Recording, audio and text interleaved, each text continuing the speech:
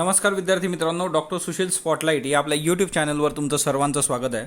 या लेक्चरमध्ये आपण जाणून घेणार आहोत सब प्राईम लोन क्रायसिस ऑफ 2008 किंवा ज्याला आपण US रेसेशन किंवा अमेरिकन रेसेशन पण म्हणतो 2008चं, पण याच्यासाठी जे प्रॉपर हे आहे ते म्हणजे सब प्राईम लोन क्रायसिस 2008. एकंदरीतच कोविड-19मुळे जी काही जागतिक अर्थव्यवस्थेची घडी विस्कटलेली आहे तिच्यामध्ये IMFचं स्टेटमेंट आहे की एकंदर US रेसेशन जे काय झालं होतं 2008मधलं त्याच्यापेक्षाही बिकट परिस्थिती आपल्यासमोर आता उभी ठाकलेली आहे. ऑलरेडी आपण ग्रेट डिप्रेशनचा व्हिडिओ बघितलेला आहे, तो आपण बनवलेला आहे. तो जर बघितला नसेल तर तुम्ही तो नक्की बघा. पण ह्या सर्वांच्या याच्यात आफ्टर ग्रेट डिप्रेशन, जागतिक महामंदी नंतर अर्थव्यवस्थेला सुरुंग लावणारा जो काय प्रकार घडला होता जागतिक, तो म्हणजे US रेसेशन. आता याच्यामध्ये सगळ्यात महत्त्वाची गोष्ट जी होती ती ग्लोबलायझेशनचा पण खूप मोठा वाटा होता. कारण ग्लोबलायझेशनमुळे इंटरनेट आणि त्या सगळ्या गोष्टी आल्यामुळे वेगवेगळ्या कंपन्या, वेगवेगळे देश यांच्यामधून एका देशातून दुसऱ्या देशातली गुंतवणूक जी आहे ही स्पीडअप झाली आणि त्याच्यामुळे ग्लोबलायझेशनचा पण याच्यामध्ये वाटा होता. कारण अमेरिकेतल्याच संकटामुळे आर्थिक तिथं जे काही सगळी गडबड झाली होती तिच्यामुळे बरेचसे देश, बऱ्याचशा कंपन्यांना जगभरात भोगावं लागलेलं आहे. आईसलँड त्याचं एक चांगलं उदाहरण आहे सब प्राईम लोन क्रायसिस 2008मध्ये. तर हे एकंदर प्रकरण काय आहे ते आपण समजून घेऊयात. तत्पूर्वी हे आपलं टेलिग्राम चॅनल आहे, या टेलिग्राम चॅनलला सायमल्टेनियसली फॉलो करा. हा आपला फेसबुकवर ग्रुपही आहे, त्या ग्रुपलाही तुम्ही फॉलो करा. तर ॲक्च्युली सब प्राईम मॉर्गेज क्रायसिस किंवा US 2008 रेसेशन हे प्रकरण काय आहे. तर सर्वात पहिले आपण रेसेशन समजून घेऊया. ग्रेट डिप्रेशनच्या वेळेसही आपण डिप्रेशन आणि रेसेशन या दोन गोष्टी समजून घेतल्या होत्या. तर आता रेसेशन काय असतं? रेसेशन म्हणजे काय की त्या इकॉनॉमीमधल्या त्याच्यातलं जे काय आउटपुट असतं, प्रोडक्शन ऑफ गुड सर्व्हिसेस, ते 2 सक्सेसिव्ह क्वार्टरसाठी डिक्लाईन होतं, म्हणजे कमी होतं. एकंदरच तुमचा GDPचा जो रेट असतो तो 2 क्वार्टरसाठी म्हणजे जवळपास 6 महिन्यांसाठी सलगपणे तो कमी होत असतो आणि त्याच्यामुळे याला जे रेसेशन असं म्हटलं जातं. आता रेसेशनबद्दल वेगवेगळ्या डेफिनेशन तुम्हाला वेगवेगळ्या ठिकाणी मिळू शकतात. तर एकंदरच हा एक बेसिक कन्सेप्ट त्याच्यातला लक्षात ठेवा की 2 सक्सेसिव्ह क्वार्टर्स जे असतील तर दर 3 महिन्याला म्हणजे असे एकूण 6 महिने आउटपुट डिक्लाईन होत जातं, GDPचा दर कमी होतो, दॅट इज रेसेशन. आता 2008मध्ये अमेरिकेत जे काही रेसेशन आलं होतं त्याच्यामुळे काय घडलं होतं की जे का आपण हे अभ्यासलं पाहिजे. एक ग्लोबल पॅनिक सिच्युएशन होती, जागतिक अर्थव्यवस्था संकटात आली होती. म्हणजे आता चीनने सुद्धा अमेरिकेवर ज्या वेळेस अमेरिकेबद्दल भाष्य केलेलं आहे, कारण कोविड-19च्या बाबतीत जे काही जगामध्ये सगळं चालू आहे तिच्यामध्ये चीनवर मोठ्या प्रमाणावर आरोप प्रत्यारोप होत आहेत आणि हे करत असताना त्यांनी अमेरिकेच्या बाबतीत हे म्हटलेलं आहे की 2008चं जे रेसेशन आहे ते अमेरिकेतून सुरू होतं आणि बऱ्याचशा जागतिक अर्थव्यवस्थेला त्यांनी इम्पॅक्ट केला होता. मग आपण अमेरिकेला कटघरात उभं करायचं का, असं चीनने म्हटलेलं आहे. त्यावेळेस आम्ही अमेरिकेवर कुठलेही आरोप प्रत्यारोप केलेले नाही आहेत. तर हे जागतिक अर्थव्यवस्था संकटात सापडली होती. अमेरिकेमध्ये 10% बेरोजगारी होती. हा अमेरिकेतला दर आहे बेरोजगारीचा त्यावेळेसचा, आणि ही खूप मोठा हे होतो, 10% बेरोजगारी अमेरिकेत त्यावेळेस. जागतिक व्यापार जो होता तो 40% कमी झाला होता 2008मध्ये. तर हे एक महत्त्वाचं तिच्यातलं होतं. आईसलँड सारखा देश 100% बँकरप्ट म्हणा तुम्ही, कारण इथून मोठी इन्व्हेस्टमेंट USमध्ये होती आणि तो बऱ्यापैकी म्हणजे कामालाच लागलं होतं आईसलँड. भारतातूनही ICICI बँकेची गुंतवणूक तिच्यात होती, परंतु तो ICICIचा एक छोटा शेअर होता आणि त्याच्यामुळे खूप काही इम्पॅक्ट त्याचा इकडं जाणवला नाही. पण तो ICICIची गुंतवणूक त्यावेळेस होती आणि त्यांनाही त्याचा फटका बसला होता. लेहमन ब्रदर्स नावाची जी कंपनी होती जिथून हे सगळं प्रकरण सुरू होतं की लेहमन ब्रदर्सनी स्वतःला बँकरप्ट डिक्लेअर केलं आणि गव्हर्नमेंटनी ते करू दिलं आणि आपण तेही बघू. आणि नंतर बऱ्याचशा कंपन्या बँकरप्ट झाल्या, तोट्यात गेल्या. तर लेहमन ब्रदर्सचं जे काही प्रकरण आहे, आता याच्यामध्ये एखादी कंपनी बँकरप्ट होते तर त्यावेळेस गुंतवणूकदारांचं हित जपण्यासाठी गव्हर्नमेंटला काहीतरी पावलं उचलावी लागतात. ती त्यावेळेस USने उचलली होती. बेलआउट पॅकेज दिलं होतं लेहमन ब्रदर्सला. रात्रीतून चेक देऊन उभं केलेलं आहे लेहमन ब्रदर्स या कंपनीला. जसं फॉर एक्झाम्पल आपल्याकडे फ्रँकलिनचं हे आता झालेलं आहे, आपण म्युच्युअल फंडची केस बघतोय की ते बँकरप्ट झाले, त्यांनी त्यांच्या 6 योजना गुंडाळलेल्या आहेत, त्यांच्याकडे लिक्विडिटी नाही, म्हणून आता RBIने 50,000 कोटी समोर ठेवलेले आहेत. तर एकंदरच हे प्रत्येक हिच्यात होत असतं. तर तसं त्यांनी त्या सगळी अर्थव्यवस्था त्यावेळेस सांभाळली होती USने, तेही आपण बघूयात. याच्यामध्ये एक महत्त्वाची संकल्पना जी आहे ती म्हणजे सब प्राईम लेंडिंग. आता तुम्ही जर या सगळ्याचं नाव आपण सुरुवातीलाच बघितलं असेल तर ते होतं सब प्राईम मॉर्गेज क्रायसिस किंवा सब प्राईम लोन क्रायसिस. आता सगळ्यात महत्त्वाची गोष्ट की सब प्राईम म्हणजे काय बघा. पत नसलेल्या व्यक्तीला कर्ज देणे. प्राईम कस्टमर, आता बघा प्रत्येकाला प्राईम असतं बघा. तुम्ही ऑनलाईन खरेदी करता किंवा मग जिओच्या बाबतीत आहे प्राईम मेंबर्स. तर ते जे काही प्राईम आहे की ज्या लोकांनी ते सुरुवातीचे आहेत किंवा मग त्यांनी 100 रुपये घेऊन ते प्राईम मेंबरशिप घेतली, म्हणजे त्याच्याकडे पत आहे, तो 100 रुपये पे करू शकतो तिथं. म्हणजे प्राईम म्हणजे काय, ज्यांच्याकडे ॲसेट्स आहेत, ज्यांच्याकडे संपत्ती आहे, वेल्थ आहे, अशी जी श्रीमंत लोक आहेत ती प्राईम असतात. आणि त्यांच्यापेक्षा मग ज्यांच्याकडं संपत्ती नाही आहे, ज्यांची पत नाही आहे, म्हणजे उद्या कर्ज घेतलं ते भरतील की नाही माहीत नाही, अशा लोकांना सब प्राईम याच्यात म्हटलं होतं.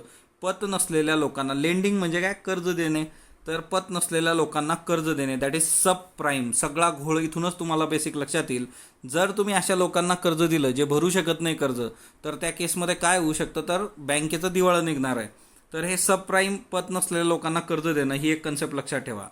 आता अमेरिकेचं त्यावेळेचं जे मौद्रिक धोरण होतं ते बऱ्यापैकी उदारमतवादी होतं. लूज मॉनेटरी पॉलिसी होती तिथं.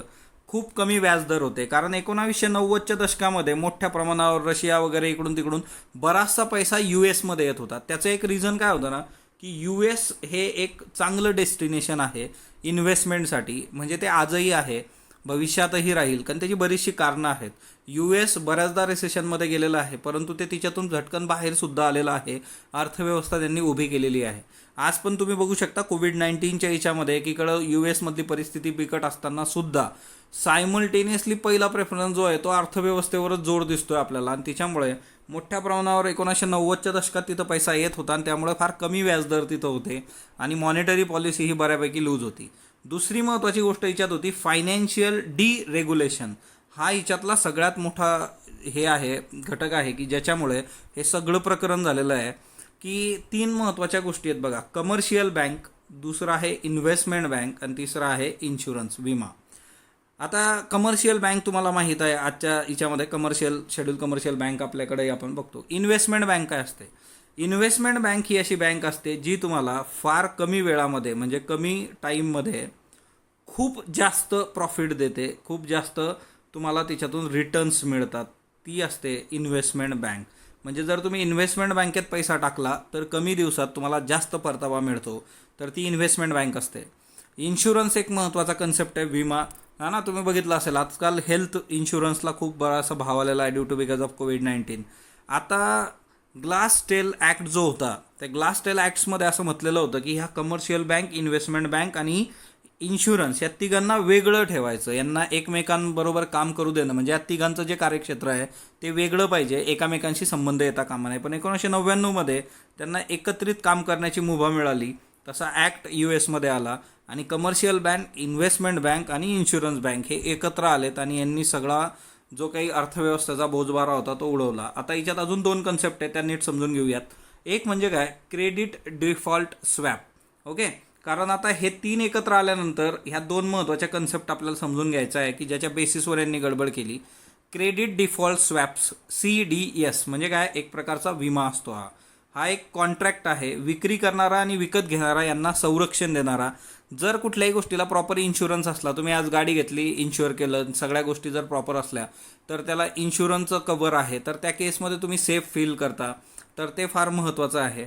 आणि अमेरिकेमध्ये काय झालं होतं की कंपन्याची पत न बघता, समोरच्याची पत न बघता त्याला विमा दिला गेला होता. म्हणजे हे जे सगळे लोन होते, हे लोन जे होते, त्या सिक्युरिटीज होती, त्याला इन्शुरन्स दिला होता. आणि हे सगळे जे होते ते सबप्राईम मॉर्गेज, सबप्राईम लोनमधून आलेली कागदं होती की ज्यांना खरं तर त्यामध्ये बोगसच जास्त गोष्टी होत्या आणि त्यांना विमा दिला गेला होता त्यांची पत न बघता. त्याचं पण रिझन आहे, ते आपण बघूयात. तर क्रेडिट डिफॉल्ट स्वॅप म्हणजे एक प्रकारचा विमा आहे, घेणारा, विकणारा आणि घेणारा या दोघांना एक संरक्षण देणारा एक कॉन्ट्रॅक्ट. कोलॅटरल डेप्ट ऑब्लिगेशन. बघा आता, कोलॅटरलाइज, आपण लोन घेतो त्यावेळेस आपल्याला काहीतरी गहाण ठेवावं लागतं, कोलॅटरल त्याला म्हटलं होतं. डेप्ट म्हणजे काय, कर्ज आहे. ऑब्लिगेशन, CDO म्हणजे एक प्रकारची बॉन्ड किंवा सिक्युरिटी आहे की जी याच्याशी रिलेटेड आहे की डेप्टशी रिलेटेड आहे, की ते डेप्ट जे आहे तर त्याच्यासाठी काय केलं गेलं की US फेडरल बँक जी होती, USची फेडरल बँक, तिच्या मंजुरीने, कारण हे सगळे जे बॉन्ड्स विकले गेले कोलॅटरल डेप्ट ऑब्लिगेशन म्हणून, तर हे बॉन्ड असतील किंवा सिक्युरिटी असतील तर याच्यावर US फेडरल बँकचा शिक्का होता आणि त्याच्यामुळे हे बॉन्ड्स वेगवेगळ्या देशांनी, कंपन्यांनी, व्यक्तींनी विकत घेतले. त्याचं रिझन पण असं आहे की कारण ह्या कोलॅटरल ऑब्लिगेशन CDOला चांगली रेटिंग दिली गेली होती आणि त्याचा इन्शुरन्स पण होता, तर त्याच्यामुळे हे विकलं गेलं होतं. आता ही सगळी गेम कशी सुरू होते बघा. हे सगळं गणित सुरू होतं घरांपासून, आणि घरं मोठ्या प्रमाणावर विकत घेतली गेली होती आणि त्यांच्या प्राइजेस खूप वाढल्या होत्या US मध्ये. असं का घडलं? आणि नंतर एकदम कमी झाल्या घरांच्या रिअल इस्टेटच्या प्राइजेस. ते काय होतं? साधी गोष्ट आहे. आज एखाद्या प्राईम कस्टमरला घर घ्यायचं आहे, म्हणजे एखाद्या श्रीमंत व्यक्तीला ज्याच्याकडे आहेत पैसे, त्याला घर घ्यायचं आहे. आणि घर घेत असताना असं नाही होत की सगळे पैसे आपण असे देऊन टाकले बाबा. तर लोन घेतला आता मोस्ट प्रॉब्ली सेफ याच्यामध्ये. तर हा प्राईम कस्टमर जो असतो तो लोन घेतो. लोन घ्यायसाठी त्याला कुठं जावं लागेल? बँकेकडे जावे लागेल. आता बँकेकडे गेल्यानंतर त्याला काहीतरी कोलॅटरल तिथं द्यावं लागणार आहे, आयदर ते घर असेल किंवा अजून दुसऱ्या सिक्युरिटी. तेव्हा बँक त्याला लोन देणार. बँक असं तो लोन तुम्हाला देणार नाही. मग आता ह्या सिक्युरिटीज बँकेकडे येत होत्या लोन दिल्यानंतर. आता इन्व्हेस्टमेंट बँक आणि कमर्शियल, ही जी बँक आहे त्याला लोन देणारी घरासाठी हाऊसिंग लोन, ती कमर्शियल बँक आहे. आणि मी तुम्हाला सांगितलं की अमेरिकेत 1999 असं प्रोव्हिजन झालं की commercial bank, investment bank, insurance हे एकत्रितपणे काम करू शकतात. आणि त्याच्यामुळे ह्या ज्या सिक्युरिटीज होत्या ह्या इन्व्हेस्टमेंट बँकेने विकत घेतल्या. आणि ह्या बऱ्याचशा मग श्रीमंत लोक असतील, वेगवेगळ्या कंपन्या असतील, देश असतील, त्यांना विकल्या. कारण तुम्हाला सांगितलं मी, इन्व्हेस्टमेंट बँक काय असते की तुम्ही तिच्यामध्ये इन्व्हेस्टमेंट करा, ती कमी याच्यामध्ये तुम्हाला खूप जास्त प्राईस देते. कारण एकंदरच ह्या घरांच्या प्राइजेस वगैरे त्यावेळेस वाढायला सुरुवात झाली होती. आणि हळूहळू मग काय व्हायला लागलं की ह्या ज्या इन्व्हेस्टमेंट केल्या गेल्या होत्या, ह्या इन्व्हेस्टमेंट बँकेने ह्या ज्या सिक्युरिटीज होत्या घरासाठीची, जी कागद कोलॅटरल होती, ती या लोकांना विकायला सुरुवात केली. आता सगळ्यात पहिली गोष्ट होती की या लोकांनी ती खरेदी का केली, हा ना. कारण कुठल्याही कागदाला डोळे झाकून तर कोणी विकत घेणार नाही. ते बघणार की नेमकं हे आपण जे इन्व्हेस्टमेंट करतोय त्याच्यासाठी आपल्याकडे जे कागद येत आहेत ते खरंच काहीतरी त्याची किंमत आहे किंवा नाही. तर आता CDO तुम्हाला मी सांगितलं की त्या ज्या बॉन्ड्स आणि ते होतं. तर हे काय होतं? Collection of mortgages paper. आता हे जे मॉर्गेज तुम्ही केलेलं आहे ते संबंधीचे पेपर जे होते ते CDO होते, आणि त्याला इन्शुरन्स दिला गेला बघा. म्हणजे एकंदरच ते पेपर इन्व्हेस्टमेंट बँकेने घेतले, त्याला इन्शुरन्स दिला गेला. इन्शुरन्स असल्यामुळे त्याचं वेटेज वाढलं मार्केटमध्ये.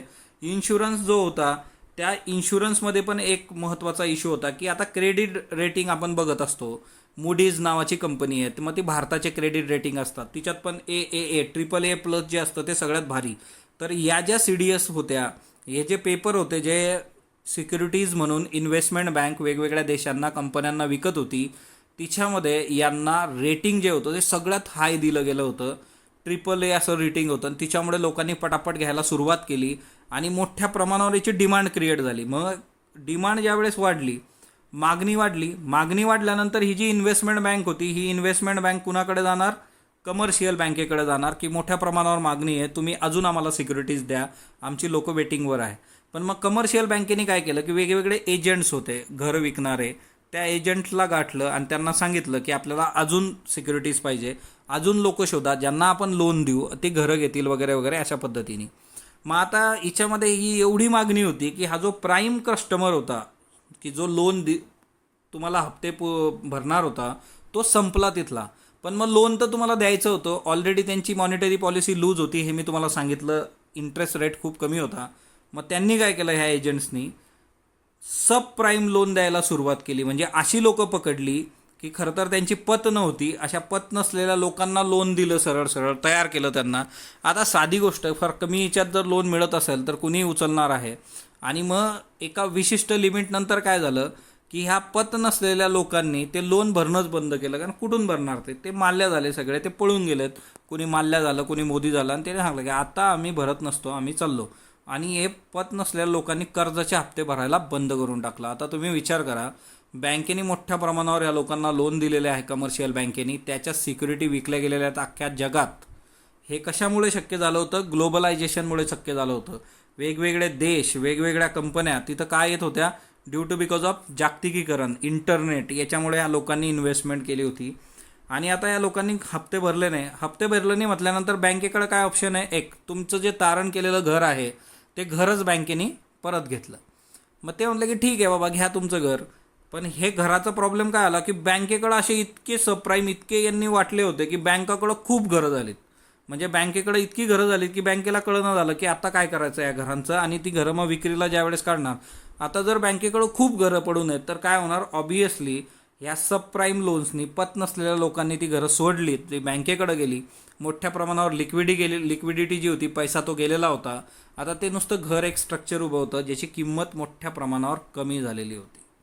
आता ज्या वेळेस किंमत कमी झाली तर जो प्राईम ग्राहक होता, हा जो ग्राहक आहे आपण बघितला प्राईम ग्राहक, याने घर घेतलं होतं.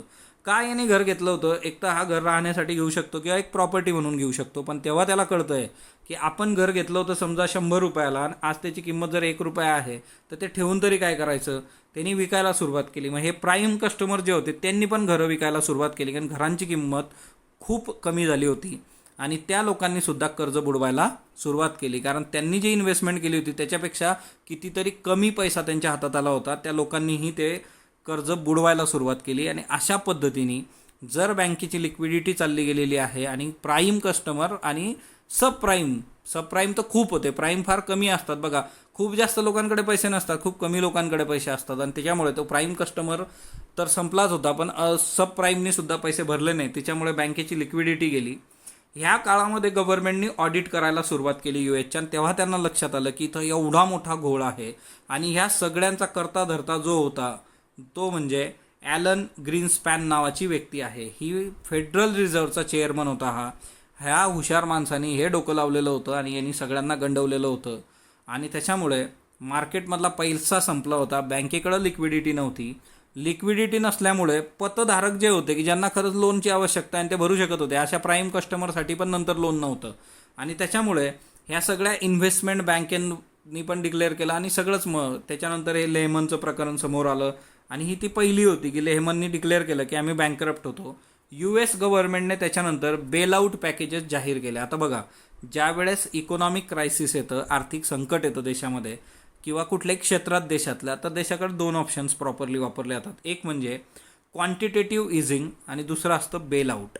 बेलआउट म्हणजे काय की गव्हर्नमेंटद्वारे आर्थिक मदत करायची. लेमन ब्रदर्सला ती केली गेली होती, रात्रीतून पैसा चेक त्यांना दिला आणि त्यांना उभं केलं गेलं होतं. पाकिस्तान IMFकडे बेलआउट पॅकेज मागायला गेलं होतं बघा, आर्थिक मदत, है ना. तर दुसरं जे असतं ते क्वांटिटेटिव्ह इझिंग म्हणजे काय, जर एखादी कंपनी जर लॉसमध्ये जात असली तर पटकन त्याचे शेअर विकायचे आणि लोकांच्या हातात पैसे द्यायचे. हे शेअर मोस्ट प्रॉब्ली कोण विकत घेतं? गव्हर्नमेंट विकत घेतं आणि तिच्यामधून पैसे देतं. अशा 2 गोष्टी होत्या. तर US गव्हर्नमेंटने याच्यात बेलआउटचा ऑप्शन वापरला होता आणि एकंदरच जवळपास एक 12 ते 14 महिने लागले होते. या 12 ते 14 महिन्यानंतर ही स्थिती जी होती जवळपास ती पूर्ववत झाली आणि एकंदरच हे सगळ्या रेसेशनमधून नंतरच्या काळात मग अमेरिका बाहेर आलं. तर याच्यामध्ये हा एक बेसिक कन्सेप्ट होता की कशा पद्धतीने ह्या सगळ्या गोष्टी झाल्या होत्या. तर नक्की तुम्ही हा कन्सेप्ट तुम्हाला कसा वाटला ते कमेंट बॉक्समध्ये सांगा. स्पॉटलाईट बरोबर जोडलेला, स्पॉटलाईटला लाईक करा, शेअर करा, सबस्क्राईब करा. धन्यवाद विद्यार्थी.